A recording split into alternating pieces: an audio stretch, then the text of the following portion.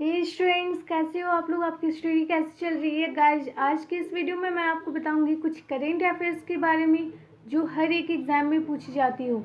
आपको पता ही होगा कि हर एक एग्ज़ाम में करेंट अफेयर्स का वेटेज क्या होता है। ऐसा कोई एग्ज़ाम नहीं होता, कोई भी कम्पिटिटिव एग्ज़ाम नहीं होता है जिसमें करेंट अफेयर्स ना पूछा जाता हो। तो अगर आप अपनी करेंट अफेयर्स अच्छी कर लो तो आप एग्ज़ाम में रैंक कर सकते हो अच्छे खासे। क्योंकि मैथ्स और रीजनिंग तो लगभग सबकी अच्छी होती है क्योंकि मैक्सिमम साइंस के स्टूडेंट्स होते हैं, बट रैंक मिलती है हमें सीए से, करेंट अफेयर्स से। सो आप करेंट अफेयर्स को अगर अच्छा कर लोगे तो आपके एग्ज़ाम में रैंक करने की और जो पावर है वो बढ़ जाएगी एबिलिटीज़ की। सो बिना टाइम वेस्ट किए हुए चलते हैं हमारे फर्स्ट क्वेश्चन की। और इससे पहले मैं आपको बता दूं कि अगर वीडियो पसंद आए तो चैनल को लाइक करो, शेयर करो एंड सब्सक्राइब करो। साथ ही बेल आइकन को प्रेस कर लेना मेरी वीडियो सबसे पहले देखने के लिए। So let's start. First question है, किस संस्थान ने उच्च शिक्षा संस्थानों के भारत रैंकिंग 2020 में पहली रैंक हासिल की है। Option A IIT Madras, B IIT Hyderabad, C ICSC and D AIIMS. So इसका करेक्ट आंसर होगा आईआईटी मद्रास। इसके अगर डिटेल्स में बात करें तो भारतीय प्रौद्योगिकी संस्थान आईआईटी मद्रास ने विभिन्न श्रेणियों में उच्च शिक्षा संस्थानों के भारत रैंकिंग 2020 में आईआईएससी बेंगलुरु के बाद पहली रैंक हासिल की है। विभिन्न श्रेणियों में उच्च शैक्षणिक संस्थानों की भारत रैंकिंग 2020 श्री रमेश पोखरियाल निशंक 11 जून 2020 को केंद्रीय मानव संसाधन विकास मंत्री द्वारा जारी की गई है। रैंकिंग 5 व्यापक श्रेणियों के संस्थानों के प्रदर्शन के आधार पर की गई है। रैंकिंग को 10 श्रेणियों में डिजिटल रूप से जारी किया गया है और यह भारत में उच्च शिक्षण संस्थानों की भारत रैंकिंग का लगातार 5वां संस्करण होता है। पहले की रैंकिंग में केवल 9 श्रेणियां शामिल थी और डेंटल की डोमेन को 2020 के रैंकिंग में पहली बार पेश किया गया था, जिसके परिणाम स्वरूप कुल 10 श्रेणियां थी। Now we proceed on next question, question number 2। So question number 2 है, किस मंत्रालय ने आई फ्लॉज मुंबई प्रणाली विकसित की है। आई फ्लॉज मुंबई। ऑप्शन ए पृथ्वी विज्ञान मंत्रालय, बी पर्यावरण वन और जलवायु परिवर्तन मंत्रालय, सी विज्ञान और प्रौद्योगिकी मंत्रालय एंड डी सूचना और प्रसारण मंत्रालय। सो इसका करेक्ट आंसर होगा पृथ्वी विज्ञान मंत्रालय। इसके अगर डिटेल्स में बात करें तो पृथ्वी विज्ञान मंत्रालय MOES ने मुंबई के लिए एक एकीकृत बाढ़ चेतावनी प्रणाली विकसित की है, जिसके आई फ्लॉज मुंबई के नाम से जाना जाता है। महाराष्ट्र के मुख्यमंत्री श्री उद्धव जी बाला साहेब ठाकरे 12 जून 2020 को मुंबई में भारत सरकार के स्वास्थ्य और परिवार कल्याण मंत्री डॉक्टर हर्षवर्धन के साथ संयुक्त रूप से बाढ़ चेतावनी प्रणाली का शुभारंभ करेंगे। जलवायु परिवर्तन के कारण मानसून में होने वाले परिवर्तनों के परिणाम स्वरूप भारत में होने वाली अत्यधिक वर्षा की घटनाओं को ध्यान में रखते हुए यह कदम उठाया गया है। जुलाई 2019 में आई फ्लॉज मुंबई का ग्रेटर मुंबई के नगर निगम के साथ मिलकर पृथ्वी विज्ञान की मंत्रालय की इन हाउस विशेषज्ञता का उपयोग करके शुरू किया गया था। बाढ़ की चेतावनी प्रणाली बाढ़ की प्रारंभिक चेतावनी प्रदान करके मुंबई की लचीलेपन में सुधार करने के लिए मदद करेगी, खासकर जब उच्च वर्षा या चक्रवात आने को होता है। अब चलते हमारे next question, question number 3। So question 3 है, किस संगठन ने सहकार मित्र इंटर्नशिप कार्यक्रम योजना लॉन्च की है। सीप सहकार मित्र इंटर्नशिप कार्यक्रम। ऑप्शन ए भारतीय विमानपत्तनम प्राधिकरण, बी राष्ट्रीय सहकारी विकास निगम, सी केंद्रीय भंडारण निगम एंड डी भारतीय स्टेट बैंक। सो इसका करेक्ट आंसर होगा राष्ट्रीय सहकारी विकास निगम। इसके अगर डिटेल्स में बात करें तो सहकार मित्र इंटर्नशिप प्रोग्राम SIP की पहल पर अद्वितीय सहकारी क्षेत्र विकास वित्त संगठन राष्ट्रीय सहकारी विकास निगम NCDC द्वारा लॉन्च किया गया है। भारत के प्रधानमंत्री श्री नरेंद्र मोदी ने आत्मनिर्भर भारत बनाने के आह्वान, जिसमें स्वदेशी उत्पादों का गर्व से प्रचार करने पर विशेष जोर दिया गया है, इन सब को ध्यान में रखते हुए सहकार मित्र इंटर्नशिप का कार्यक्रम परियोजना का शुभारंभ केंद्रीय कृषि और किसान कल्याण मंत्री श्री नरेंद्र सिंह तोमर केंद्रीय कृषि और किसान कल्याण मंत्री श्री नरेंद्र सिंह तोमर द्वारा 11 जून 2020 को लॉन्च किया गया। इस पहल का निर्देशन सहकारी क्षेत्र के उद्यमिता विकास पारिस्थितिकी तंत्र में किया गया है, जो विकास का निर्माण करने के लिए और युवाओं को सशुल्क इंटर्नशिप प्रदान करेगा। पहल के तहत उदार सहमति पर स्टार्टअप मोड पर युवा सहकारी समितियों को असुनिश्चित परियोजना ऋण प्रदान किए जाएंगे। अब चलते हैं क्वेश्चन नंबर 4 की ओर। क्वेश्चन नंबर 4 है, कोविड-19 संक्रमण से निपटने के लिए किस कंपनी ने स्वचालित मास्क निपटान मशीन बीन 2019 लॉन्च किया है? Been 19 not 2019। Option A forest health, B B2C VST mobility solutions and D विटाइटेंस। इसका करेक्ट आंसर होगा VST मोबिलिटी सॉल्यूशंस। इसकी अगर डिटेल्स में बात करें तो बीन 19 नामक एक स्वचालित मुखौटा निपटान मशीन को कोविड-19 संक्रमण से निपटने की मदद के लिए उत्पादों के विकास के प्रयासों में सहायता करने के लिए केरल स्थित स्टार्टअप VST मोबिलिटी सॉल्यूशंस द्वारा शुरू किया गया है। इस उपकरण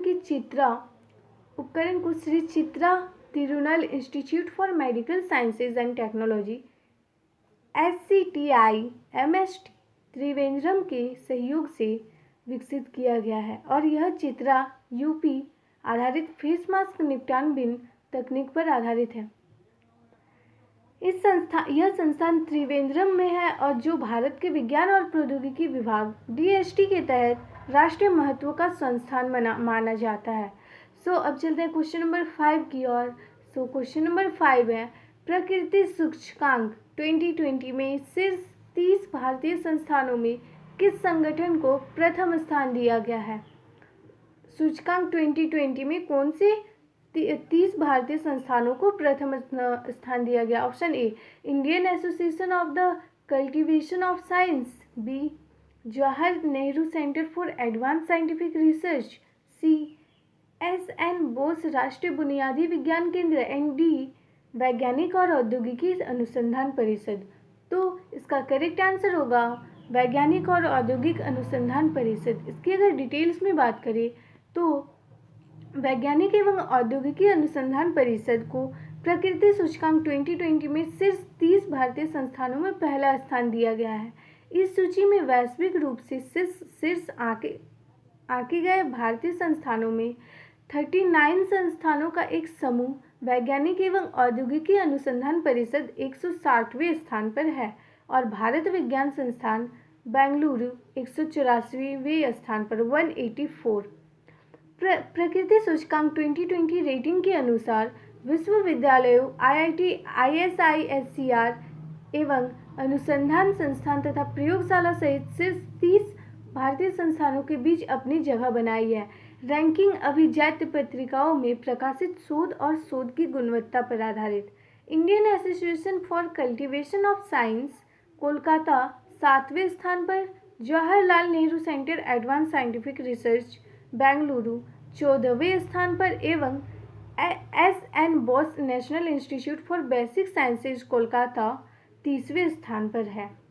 अब चलते हैं नेक्स्ट क्वेश्चन की और। क्वेश्चन 6। क्वेश्चन 6 है, विश्व खाद्य पुरस्कार दिवस 2020 से किसे सम्मानित किया गया है? विश्व खाद्य पुरस्कार। Option A BS Dhillon, B Gurudev Singh, C Howarth Bouis and D Ratan Lal. इसकी मैं अगर बात करूँ तो इस टाइप के क्वेश्चंस मैंने अपने प्रीवियस वीडियो में भी डाल के रखी हुई है कि विश्व खाद्य पुरस्कार का थीम क्या था। आप वीडियो देख लेना। अब इसके ऑप्शंस तो मैंने पढ़ लिए, अब इसका करेक्ट आंसर बताती हूँ। इसका करेक्ट आंसर होगा रतन लाल। इसकी अगर डिटेल्स में बात करें तो ओहियो स्टेट यूनिवर्सिटी OSU इसका शॉर्ट फॉर्म है कि कृषि मेधा वैज्ञानिक डॉक्टर रतन लाल को विश्व खाद्य पुरस्कार 2020 से सम्मानित किया गया है। डॉक्टर रतन लाल पंजाब कृषि विश्वविद्यालय के पूर्व छात्र है और यह पुरस्कार वर्ल्ड फूड प्राइज फाउंडेशन के अध्यक्ष बारबरा स्टीन्स ने 11 जून 2020 को वाशिंगटन में से एक समारोह में घोषित किया था। अब चलते हैं नेक्स्ट क्वेश्चन के और क्वेश्चन नंबर 7। सो क्वेश्चन नंबर 7 है स्मार्ट स्वचालित सिंचाई प्रणाली की तैनाती करने वाला पहला हवाई अड्डा कौन सा हवाई अड्डा बन गया है? ऑप्शन ए इंदिरा गांधी अंतर्राष्ट्रीय हवाई अड्डा, बी बेंगलुरु अंतर्राष्ट्रीय हवाई अड्डा लिमिटेड, सी चेन्नई अंतर्राष्ट्रीय हवाई अड्डा एंड डी कालीकट अंतर्राष्ट्रीय हवाई अड्डा।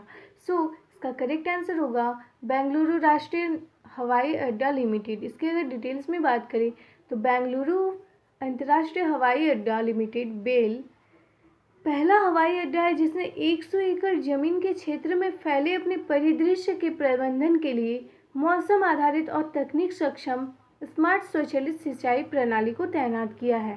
पहली तरह की प्रणाली है कि इसको एक मोबाइल ऐप के तरह भी नियंत्रित किया जा सकता है। अब चलते हैं क्वेश्चन नंबर 8 की और। सो क्वेश्चन नंबर 8 है किस देश ने कोविड-19 रोगियों के इलाज के लिए प्लाज्मा नेटवर्क लॉन्च किया है? किस देश ने कोविड-19 रोगियों के लिए प्लाज्मा नेटवर्क लॉन्च किया है? सो इसका करेक्ट आंसर नहीं, इसका ऑप्शन है option A Malaysia, B Bangladesh, C Myanmar and D Thailand. So इसका करेक्ट आंसर होगा बांग्लादेश, ऑप्शन बी बांग्लादेश। बांग्लादेश सरकार द्वारा सोहो जोधा नामक पहल शुरू की गई है। कोविड-19 से उबरने वाले मरीज और अभी भी कोविड-19 संक्रमण के इलाज में जुटे मरीजों के बीच प्लाज्मा एक्सचेंज की सुविधा के लिए पहल एक ऑनलाइन नेटवर्क है। सरकार के सूचना और संचार प्रौद्योगिकी विभाग ने स्वास्थ्य सेवा महानिदेशालय के साथ साझेदारी में पहल शुरू की है। चलते हैं क्वेश्चन नंबर 9 की ओर। सो क्वेश्चन नंबर 9 जो सेकेंड लास्ट क्वेश्चन है वो है निम्नलिखित में से कौन सा एक भारतीय मूल का संगीतकार है जिन्हें समुदाय की सेवा के लिए ऑस्ट्रेलियाई सम्मान से सम्मानित किया गया है? Option A Usha Singh, B Niral Lal, C Shobha Shekhar and D Manoj Kumar. So इसका करेक्ट आंसर होगा शोभा शेखर। इसके अगर डिटेल्स में बात करें तो मेलबर्न के रहने वाले संगीतकार शोभा शेखर को ऑस्ट्रेलियाई सम्मान के लिए चुना गया है और उन्हें समुदाय और देश की सेवा के उनके योगदान के लिए मेडल ऑफ द ऑर्डर से सम्मानित भी किया जाएगा। वो ऑस्ट्रेलिया में एक संगीत संगठन कलाकृति के संस्थापक है। अब चलते हैं आज के लास्ट एंड फाइनल क्वेश्चन की ओर, question number 10। So question number 10 है भारतीय रेलवे द्वारा पहला उच्च वृद्धि वाले ओवरहेड उपकरण कहाँ से शुरू और चलाया गया है? Option A Himachal Pradesh, B Uttar Pradesh UP, C Gujarat and D Kerala. So इसका करेक्ट आंसर होगा गुजरात। इसके अगर डिटेल्स में बात करें तो भारतीय रेलवे द्वारा गुजरात राज्य में पहले उच्च वृद्धि वाले ओवरहेड उपकरण के गठन के साथ एक नया विश्व मापदंड बनाया गया है। उच्च वृद्धि वाले OHE में 7.57 मीटर की संपर्क तार की ऊंचाई है और पश्चिम रेलवे के एक विद्युतीकृत क्षेत्र में सफलतापूर्वक डबल स्टैक कंटेनर चलाए गए हैं। यह उपलब्धि पूरी दुनिया में अपनी तरह की पहली पहल है और भारतीय रेलवे की नवीनतम हरित पहल के साथ ग्रीन इंडिया मिशन को बढ़ावा देंगी। सफल रन के ने भारत रेलवे को OHE के उच्च वृद्धि वाले क्षेत्र में उच्च पहुंच पैंटोग्राफ के साथ डबल स्टैक कंटेनर ट्रेन चलाने वाला पहला रेलवे बना दिया गया है। डबल स्टैक कंटेनर का संचालन गुजरात के बोटाद और पालनपुर स्टेशनों से 10 जून 2020 को सफलतापूर्वक शुरू हुआ था।